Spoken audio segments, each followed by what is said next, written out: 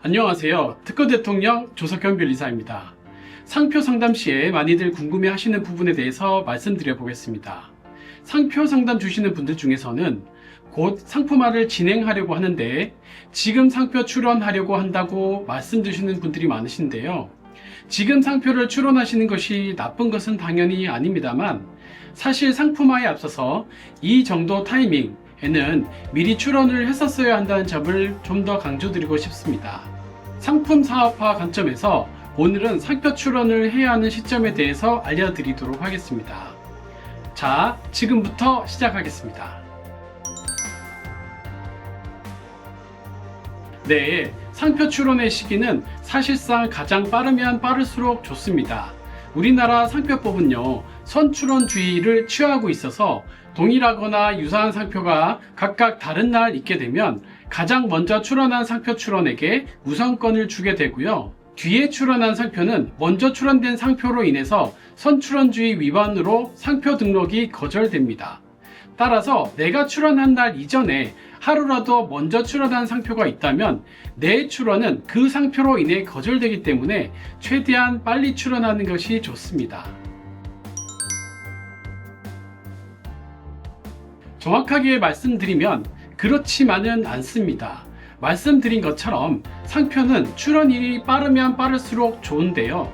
상표 출시 날짜보다 상표 출원이 지연되는 경우에는 미출원된 상태로 상표가 먼저 노출이 되기 때문에 상표법이 취하는 선출원 제도를 악용하는 상표 전문 사냥꾼의 타깃이 될 수도 있기 때문에 상표 출원일은 상품 출시일보다는 먼저 출원해야 되는 것이 바람직한 것은 맞습니다. 그런데요, 상표 출시일보다 먼저 출원한다고 하더라도 상품 출시일에 임박해서 출원하는 경우에는 문제가 발생할 수도 있기 때문에 이러한 경우에는 상품에 대한 브랜드가 기획되는 날짜라던가 상품의 브랜드를 확정한 날짜가 훨씬 더 이전이었다라고 한다면 상품의 브랜드를 기획한 시점에 바로 상표 출원하는 것이 바람직하다라고 하겠습니다.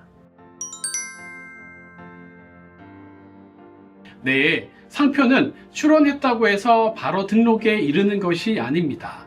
상표는 출원하게 되면 여러가지 규정으로 상표 등록 여부를 심사받게 되는데요.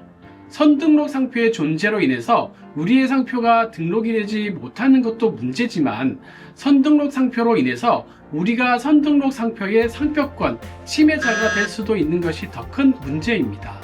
상표권 침해 문제를 방지하기 위해서 상표 출원하시는 분들이 많으신데요. 문제는 상표는 출원했다고 해서 곧바로 상표 침해 문제 이슈가 해결되는 것이 아니라는 것입니다. 선등록 상표와 동일 유사한 상표를 우리가 뒤늦게 출원하게 되면 우리 상표는 원칙적으로 상표 등록이 거절되는데요. 이 경우 만약 우리가 상품을 거절될 상표를 붙여서 이미 출시를 한 경우라면 상품 판매 등의 행위는 선등록된 상표권의 침해를 구성할 수 있기 때문에 이 점 역시 매우 조심하셔야 하게 됩니다. 그래서 저 같은 경우에는 저의 상표 고객분들께는 상품의 기획 단계에서 나올 수 있는 브랜드를 여러 개 기획하시라고 권장드리고요.